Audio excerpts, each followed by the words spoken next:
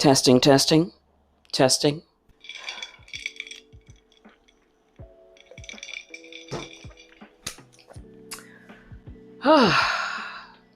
Voiceover. Where do I even begin? Of course. It all happened when I went on the trip of a lifetime to Spain.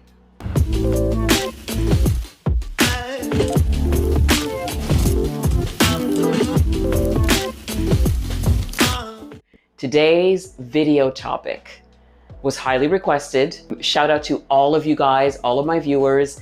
Thank you for those of you who participated in the community poll. You know, I like to get a gauge of what it is that you guys like to talk about and you guys want me to talk about on this channel. So I made a poll, and how I got into voiceover seemed to be the top topic. So today, without further ado, let's get into how your girl got into voiceover. So how I got into voiceover was kind of by accident, to be honest. Just to provide a little bit of context, let's rewind a little bit back to 2004, where I was a retail store manager. And I thought that that was about as good as life was going to get. I had been at that job by this time in 2004 for over 7 years. The job was, as much as I liked it, as much as I loved my staff, and you know, I thought that I was going in the right direction career-wise, but I had started to feel a little bit of something was missing in my life. Coincidentally, 2004 was the year of my 30th birthday, which is a milestone for many of us. And my boyfriend at the time gifted me a trip for the two of us to go to Barcelona, Spain. And let me tell you that that trip set the tone for how I would get into voiceover in the first place. When I was in Barcelona, I was taken aback. It was quite a culture shock for me. Here I was, a 30-year-old gal who had gotten on a plane to go to Europe for the first time in her life. And I arrived in Barcelona, and it was such the vibes, the culture, the atmosphere. It was just breathtaking. I fell in love with the mode of life, the way that they lived, you know, with the afternoon siestas and the food, and, you know, having supper at like 10 p.m. and just enjoying life, having a joie de vivre that was just outstanding. I experienced a culture, a music, art, food that I had never been exposed to. And the trip opened up my eyes. The trip affected me profoundly. And when I came back from that trip, I was hit with the reality, you know, that was my life, of just working, going home, working, going home. Life wasn't lifing, you know? What I saw in Barcelona, it opened my eyes to the possibilities of integrating certain aspects of their lifestyle to my life. Doing things that you love, participating in group activities, connecting with people. And so I started thinking about the kinds of things that I liked to do outside of work. And I gotta tell you, it was difficult because I didn't know where to begin. I was so caught up in my job and my bubble of my 9 to 5 and home. Thinking outside the box was difficult for me. And the one thing that just kept surfacing for me was performance art. In high school, I had always liked dramatic arts. I had always liked performing. I wanted to take an acting class. And I thought that that would be a good way to come out of my shell some more, connect with different people, do something that I liked, but was also challenging. And I just wanted to do something different. My life was just really meh. It was meh. I needed to add something to break the monotony. That was my life at the time. I went online and I Googled acting classes near me. Thankfully, I found one that was close and that was affordable. I loved being in that class. We started by doing a little bit of improv, then we did scene study. It was an amazing time for me. Not only did I really have to get out of my shell when it came to improv, the scene studies were interesting. I loved that the people in my class were from all different walks of life. I loved my instructors. It was such a good team. We were a good team. And I took, consequent classes. And we had started to do scene study. And this is where things kind of started to change for me. Our scene studies, we had to memorize monologues. And our monologues were filmed. After they were filmed, everybody gathered round and we viewed everyone's monologue and we critiqued the monologues. This is where I started feeling a little bit uncomfortable. The critique sometimes was harsh. And also there was the seeing myself on screen, which made me highly uncomfortable. So uncomfortable that I ended up not liking the class very much. I hated seeing myself on screen. I didn't like it. I didn't like the way I looked. I didn't like the way I sounded. I didn't like the way I delivered my lines. I was highly just, it gave me the heebie-jeebies watching myself. I felt sad because here was this class that I loved taking and I was not liking it. I had a chat with my instructor. And my instructor gave me the advice that changed my life. He empathized with me and he understood what I was going through. But he told me not to give up. He said to me, your voice registers very well. Your projection and your diction and your pronunciation is clear. You have something with this voice. And you might not want to be in front of the camera, but you should definitely think about being behind a microphone. He encouraged me to get into voiceover. Now, many of my classmates were in voiceover. They were acting as well as doing voiceovers. Many of them showed me what it is that voiceover entailed. I heard many of their voice reels, and many of them were very, very interested in voiceover and encouraged me also to look into it further. If I had this gift, I owed it to myself to visit this and to look into it and see if it's something that I could actually do, perhaps even long term. Now, a few of my classmates that I had reached out to had given me advice about some voiceover workshops that they had taken, and they suggested that I looked into those too. So that's exactly what I did. And I started taking the ones that I felt were in line with, the type of voice that I had, which by that time I had figured, okay, well, my voice register's low. And, you want to establish pretty early on in voiceover what your voiceover style is. Because my voice registered low, I wanted to take voiceover classes and workshops that kind of focused on narration, documentary, commercial, that kind of thing. I also did a lot of reading. Back then we still read the newspaper. I read newspaper articles. I read magazines. I read and I read and I read. I read everywhere. I read on the way to work. I read in the subway. I would read out loud. I would listen to myself as I read.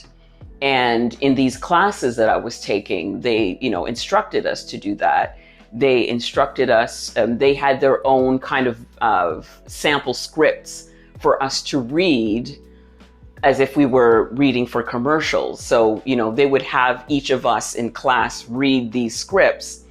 And I was really starting to get, into like the cadence and the rhythm of my voice and my style. I really started to fine tune my voiceover style. And at this point, I was really enjoying it because I finally felt like this is where I belong. This is something that I love to do. This is something that I feel talented in. I was getting fantastic feedback from my instructors. My classmates were like, amazing, you should keep going with it. And I wanted to do everything that I could to make sure that I was good. I wasn't even thinking about the money. It wasn't about that. I was still on this, I want to do something that I love to do and that brings me fulfillment. And so I fed into that. I fed into my passion with my enthusiasm and my dollars. So I not only invested in classes and workshops, I invested in literature too. I purchased this book right here. If you're an OG voiceover artist, you know this book, okay? The Art of Voice Acting by James R. Alberger. Listen, this is my Bible. This book provided me with the fundamentals of getting into voiceover seriously. In all of my studies in VO, I had decided to take it very seriously. So I bought a book, and this book was integral in helping me develop my savvy and my knowledge about the voiceover industry. Although now many aspects of it, a lot of the information in it is obsolete because it was printed in 2002. I still refer to this book, even to this day. Any client of mine who takes my one-on-one intro to voiceover, I always refer to this book when it comes to information that I convey. So very important, get to reading, being knowledgeable about this field, taking the classes has been so important in my journey. So yeah, when I realized that I wanted to take this more seriously, I needed a voice reel. I needed a demo. And back then, pretty much the only way to get a demo done was to pay for one. And pay for it, I did. My voiceover demo costed me about $700 back then. Now, don't get me wrong. The demo was superbly produced, okay? But at that time, that was a lot of money for me. That was the equivalent of my rent back then. That's how dedicated I was to pursuing this craft. But my instructors told me plainly, if you want to get taken seriously, take yourself seriously and get your demo professionally made. And that's exactly what I did. I saved my money and I went to a recording studio that specialized in voiceover demos, and I got one done. And it was superbly made. It made me feel good about my chances of getting represented. So with demo in hand, I made copies, so they were all on little CD-ROMs, because back then you had to submit by snail mail. God. Yeah, it was old school back then. So many submissions sent. And so many of them probably ended up in the pile of hundreds of other submissions, because I foolishly thought that I would get an agent just like that. It wasn't that easy. There are different tiers of agencies. There's the agencies that take you if you're a professional or if you're a union performer. There's the mid-range agencies that, take a chance on you if you're good enough. And then there's the low tier, we don't know what, possibly a scam agencies that take your money, promise you work, and then you never get it. Now, my instructors gave me good advice. They said, never, ever submit to an agency that is going to ask you to pay. Agencies don't ask you to pay. But the agencies I did submit to, and I submitted to a lot, never reached out. My ego was bruised. But I didn't want to give up. I never forgot what my instructors told me. And they told me, stick with it. You've got a good voice. So I decided to lick my wounds, retreat, and think of plan B. At that point, I had a decision to make. It was either go freelance, which meant getting my own equipment, setting up my own studio at home and what have you, or get an agent and, have that relationship with an agent who has the connections, who has the ability to get the jobs for me. For me, it was a no-brainer. There was no way that in 2005, 2006, I wanted to branch out on my own. Back then, it was really, really difficult to get together, a whole home studio, that wasn't going to cost you an arm and a leg. Plus, at that time, I was just not even, it was not even in my wavelength to, control little buttons and computers and recorders and all that kind of stuff. It was a different system back then altogether. And remember, this is, Google and YouTube and internet was all in its infancy. So, if you wanted to get anything recorded, it was going to cost you, okay? Equipment was expensive. It was pretty much left to the professionals. And I thought to myself, well, I don't want to do that. I don't want to be a freelance artist. I want to be a represented artist. And so that's the direction that I went into. I had started to feel like where I was living at the time, which was Montreal, a French-speaking city, was very limiting for me. Not only was I not getting reached out to by any potential agents, I wasn't working. I tried to do as much free stuff as I could because I just wanted the experience. I wanted real world experience. I did a few things here and there, but nothing that moved the needle. And I remember at the time thinking, if I don't go where the jobs are, I'm just really not going to move forward. I knew that Toronto was the mecca for all things entertainment and performing arts and media.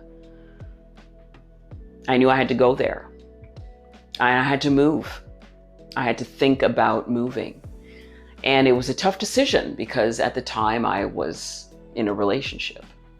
But I knew that if I didn't try this for me,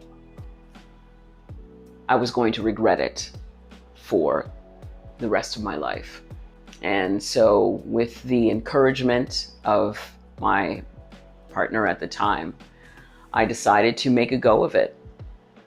I moved to Toronto to pursue voiceover more seriously. As hard as it was to be in Toronto and away from my man and all of that, I had already started to see progress. I had started to do anything, even if it was free or very low paying. I just wanted to get my name out there. I wanted to establish myself in the business. I wanted to get representation. I did a lot of pro bono work. I did a lot of free stuff. I did a lot of really low paying voiceover jobs. I had started to kind of be creative with how I found work and how I found clients. I would look on places like Mandy.com. I would look on places like Craigslist. A lot of jobs, acting jobs back then, and media and voiceover jobs were on Craigslist. I was networking as well Toronto was this place where I knew that I could make things happen.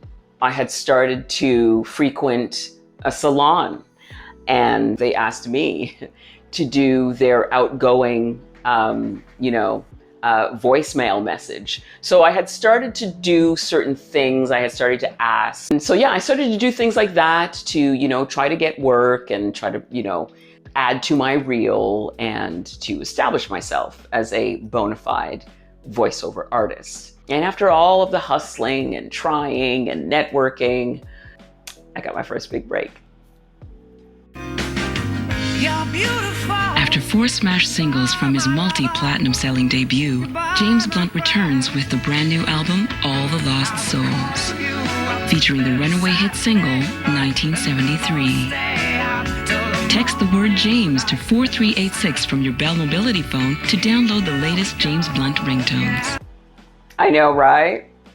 Anyway, before you start getting too excited, listen, I barely got paid for that, okay? Like, I got paid a pittance for that, even though I did it in French and in English, even though it was playing all throughout Canada. I was paid. I'm ashamed to say how low I was paid for that job. But what that commercial did for me was open doors. That's why, I'll say this to y'all now. When it comes to voiceover, when you're just starting out, don't be looking at the money. Don't look at that money. Look at what the project is going to do for you. What that commercial did for me was enable me to build on my voiceover reel that I could then submit to agencies in Toronto, professional agencies, and see who would reach out. And reach out they did. I got a couple of meetings, and one meeting in particular sealed the deal for me. So based on that commercial, it really sort of opened the door for me to get represented by the agency that I'm with to this day. And that was in 2008. Once I landed representation, the jobs really started coming in. I loved the work. I loved the challenge. It was grueling, however, but I was appreciative of every opportunity that I got. I was grateful to have found an agency that not only recognized my talent, but cultivated my talent and pushed me to grow. I can't say enough how important it was to find an agent and an agency that you're on the same wavelength with and that has your best interests at heart. It has been a very beautiful partnership with that agency, and they have enabled me to really put my best voice forward. But it's a mutually beneficial relationship. I have also added some great work onto their portfolio, if you will. Being with that agency has really enabled me to also branch out into different areas of voiceover. Whereas in the beginning, I was doing a lot of sort of authoritative narration type jobs, and I ended up kind of evolving into doing, animated video games. I started doing e-learning, a lot of corporate instructional videos. I opened up opportunities for myself by stretching my talents and by realizing that I'm not this one-dimensional voiceover artist. There's the added bonus that I also speak French. Les craquelins bretons sont délectables, empilables, émiettables. Tout est réalisable. And so working in a different language, working with accents, has helped me kind of like solidify myself as a versatile voice actor. My advice for any newcomer to voiceover is this: understand that your voice however it is, whether it's accented or not, or what have you, there is a voice for every industry. And so don't think that because you have an accent that you can't be in voiceover. There is a market for everything. So don't limit yourself just because you feel like you have an accent. Also, it's important to understand the nature of the business. Like it's a lot of rejection. It's majority rejection. While I've been in the business as long as I have, I get rejected on the daily. I get rejected more than I actually book. And at first it bothered me a lot.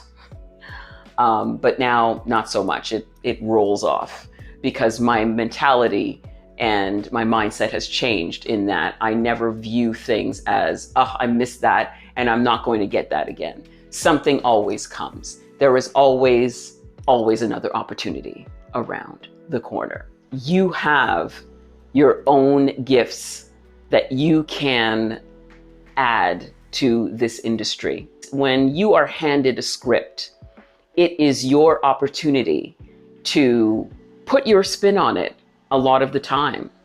Because sometimes the client might not know what they want. And so it's up to you to really provide them with the possibilities. It's what your voice adds to the script that makes it magic so much of the time. My future aspirations for this industry, as we move into this age of artificial intelligence, understand that this will impact our industry. No question. To think otherwise would be naive. My idea is to adapt in order to not be acquired. This goes back to the relationship that I have with my agent, whereby I can have a conversation with him and see, well, what can we do to safeguard, the voiceover artist's work. As good as AI is in voiceover, and it is very good. I've heard some samples, and it's kind of scary, to be honest. At this point in time, I'm still working. I have a commercial. I have 3 commercials out now. There is still a high demand for human voices, real human voices. The human voice has depth. It has tone. There are certain inflections that the human voice emits that the robot has not fully mastered. And I think that we can live in the world where we can coexist. There's still room for the voice artist, right? But that AI is nonetheless here to stay, no matter what. What do I have going on now? The work is auditioning. Every day I have 1, 2, 3 auditions a day. We audition and audition and audition. And eventually an opportunity comes up. I love this industry. I will continue to work in it for as long as I can. I love the sense of community in this industry. Good times Zooming with fellow voice actor Chris Woodworth. Canada and UK are in the house. And I am obviously proud, very proud, that I have recently been nominated for a SOVAS Award. That just, for me, is the icing on the 16-year cake. Because I've been in this for a long time. It's such a moment of pride that I have to be recognized in this industry. Am I gonna win? I don't know. I hope so. I don't know. Anyway, if nothing else works out, I've got this instrument that takes me through, that makes me happy, gives me a sense of fulfillment, pays me well, and it keeps the lights on. So yeah, there you have it. That's how I got into voiceover. That's it for me, guys. I hope you enjoyed this video. I hope that it's been helpful to you. If any of you are interested in voiceover, I have a voiceover playlist just over here. And but if any of you require a more personalized approach, I am more than happy to hop on a call with you or a Zoom meeting, as I do offer one-on-one sessions. So that's it for me, guys. I'm going to go. Thank you so much for watching. Thank you for your support. And if you are so inclined, please feel free to subscribe. And I'll see you in the next one.